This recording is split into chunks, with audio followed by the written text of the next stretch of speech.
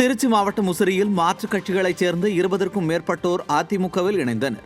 முசிறி அதிமுக நகர செயலாளர் MK சுப்பிரமணியன் தலைமையில் நடைபெற்ற நிகழ்ச்சியில் தேமுதிக தகவல் தொழில்நுட்ப அணி மோகன்ராஜ், பாஜக இளைஞரணி நகரமன்ற செயலாளர் நவீன், இளைஞரணி தனுஷ் உள்ளிட்டோர் அதிமுகவில் சேர்ந்தனர்.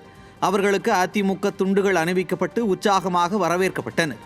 நிகழ்வில் கழக நிர்வாகிகள் பங்கேற்றனர்.